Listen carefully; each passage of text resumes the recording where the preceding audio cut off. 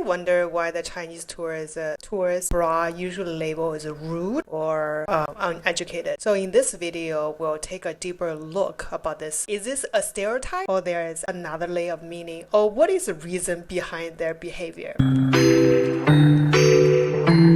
Hi, I'm your host, Dr. Jenny Lee, chiropractor who has been in Singapore for more than 13 years. In this channel, I give up unbiased opinions on culture differences. So if you're looking for a cross-cultural reference, you are in the right place. So if you go ahead and search the Chinese tourist bra, you usually have a lot of this viral video pop up showing all these Chinese tourists are kind of displacing in very unusual or rude, lack of a physical social boundary, such as cutting the queue, shouting in the public space, or sometimes just using the language need a better twist. Just want to be clear, China, it is a very big place and it has all sorts of people. So in this video, what we don't want to do is we don't want you to have this stereotype of all the Chinese are rude, uneducated, loud, lack of a physical boundary, but there is a meaning behind why certain people, here's emphasis, where certain people behave this way. So let's look deeper. Where is this behavior coming from? I kind of have a sense why it is. After digging a little deeper, it's kind of reinforced why I think it is. So there's quite a few layers to it. Number one is impact of cultural revolution. So imagine right now when you see a lot of Chinese tourists abroad, usually they are quite older. So during cultural revolution or that they're maybe are still growing up or they are a preteen or kids. So imagine if you are a child, pretty much a child, like early 9 or 11 or preteen or teenager years. The behavior during that time is, in the name of a Mao, I can smash windows, I can act violently, and though it's okay because in the name of a Mao, I can do no wrong. Or try to view the world through your own eyes, but you are witness this kind of behavior, and during that time, this social impact, this attitude of I'm entitled and I can do no wrong. They are going through a period of time, the resource is very limited. So imagine if you grew up in an era that is, you can queue up for hours just for maybe a bottle of cooking oil or maybe just for a bag of rice. After you queuing up for hours, may or may not get that bag of rice or bag of cooking oil. How is that shaping your mindset? I better get it now because I might not have a chance to get it later. So this is scarcity of a resource is really embedded in their mind. So whenever they go overseas is, I better cut the queue to get that now because it might not come to me later. Change of economic background during that time shaped how they behave overseas. So the old people were behaving like this. Now what about the young people? Because we often do see sometimes the young people also behave unacceptable overseas. So how do we explain that? Because clearly they are growing up not in cultural revolution, not in the society that's lacking food, grew up actually with access of food. So why behave that way? Education. In China, everything comes secondary and grade is the one matters most. Due to a few reasons. Number one, the culture of keju. Keju mainly is really embedded in the Chinese culture. If you came from a family of no background, very average background, and the only way for you to be something different, using your knowledge to push yourself up to the social ladder. So that's why they have the culture of a keju, but now as a gaokao. So all the kids in China, you will go through this one major exams, which pretty much going to label you. Are you a capable person or you are pretty much a social reject?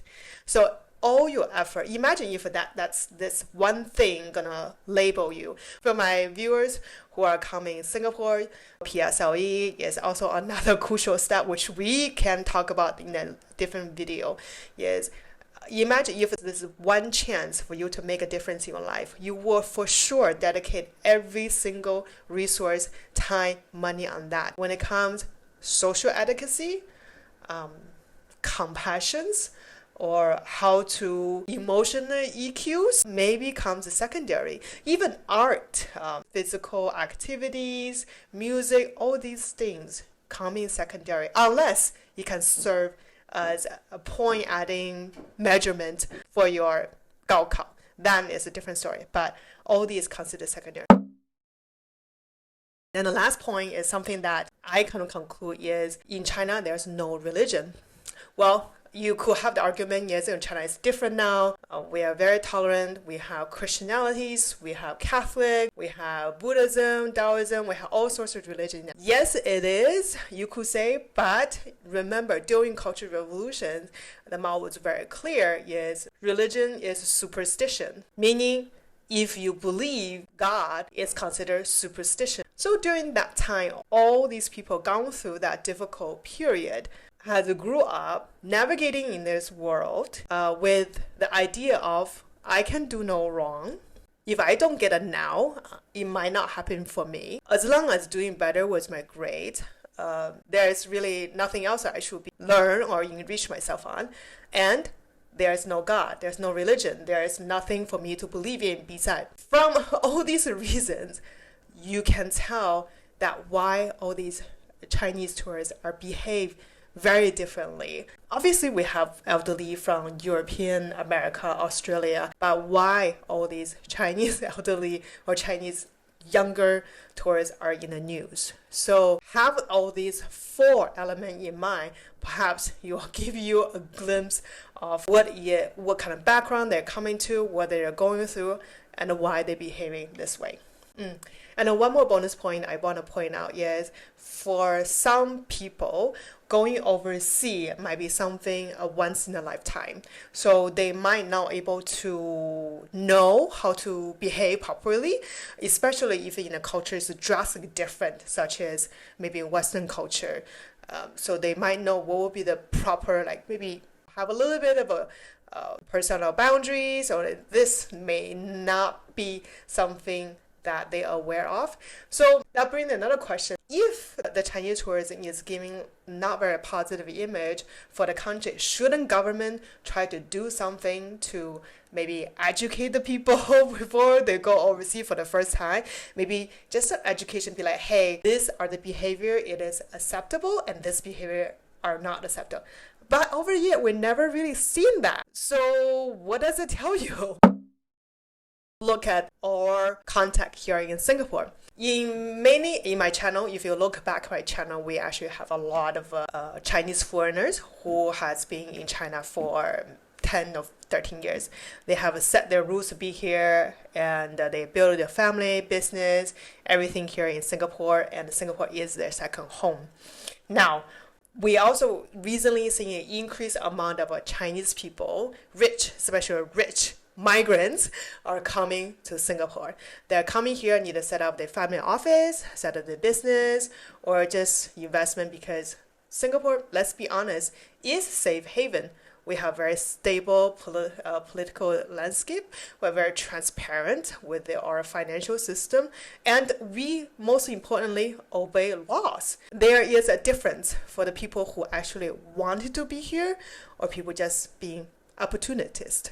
For the guests who have attended my channel, who made the effort to be here, they had made effort to integrate, to learn the local culture, the local language, to have local friends, contributing to the local community. Now we talk about the rich Chinese. I'm going to show you a news of a recent business time and talk about more rich Chinese people are actually leaving Singapore because they don't have the patience wait for more straight line when it comes to immigration status, getting that red passport. So now you know where are these people's interests lies. The rich migrants, I guess, is always what is the next? What is the next things that is serve you the most? If you cannot give me what it suits for me now, I'm going for the which is understandable. This is a perfect behavior of being opportunist. Okay, as a rich migrant or investors or business owner, they are looking at the short term. Singapore government has also implemented quite a lot of measurements to really keeping the people who want to be here, such as higher property tax for foreigner to purchase any property. But the one thing I hope they will be implement is some kind of restriction on commercial property. In Singapore, we're facing a high rise in rentals, And this is one of the factors. When someone takes over a commercial property, they're expecting some kind of a value in return immediately. So that's why with the rising rental and higher interest, obviously raising business cost is a multifaceted, it's for multiple issues, but I'm just giving you a little bit of insight. The argument is, yes, the more Chinese restaurants, let's talk about restaurants, are coming to Singapore and boosting the economy, so they are serving the local people. Okay, then here's the article about local food suppliers are actually a hard time to sustain with bad debts and the delayed payment. The Singapore is going through the highest F&B closure in here, and also there are more F&B opening, and some of them are Chinese chain restaurant. If you don't believe me, just go ahead and look around in your nearby shopping mall and you tell me the new opened restaurant, are they locally run or they are Chinese brands? Chinese restaurants opening up chain here in Singapore shouldn't be utilizing our local suppliers, which makes sense, right? Well, local suppliers will understand about local regulation because Singapore has very high standard when it comes to food and hygiene, what is allowed, what is not allowed. So would that make sense? But in the meantime, our local food suppliers are try to be sustainable. What does that tell you? Are these new restaurants really utilizing our local resources, or they just continue to get what resources that is convenient, cheaper from outside of Singapore? So that's a question for you to ponder that. A video, I'm not trying to stir any kind of negativities between that, but I just want everyone to understand that Chinese people behave badly. That's still not everybody, and it's wrong to assume all the Chinese people behave badly overseas. We don't want that stereotype. And number two is there are a lot of Chinese people are here, are setting their rules and making effort to integrate community. And for those people, I think we should really accept and tolerate and really welcome them, because including myself, when a foreigner being in Singapore, we are making an effort, try to be this our second home. And we are trying to make an effort to make it this a second home and contribute to the community. For the people who are opportunists or fickle-minded, I think with the Singapore strict regulations, most expensive city in the world, although yes, the rich migrants, maybe they are not worried about money, but with this high running costs and strict regulations, perhaps they can look again if this is a place that they really, really want to be in. So what do you think?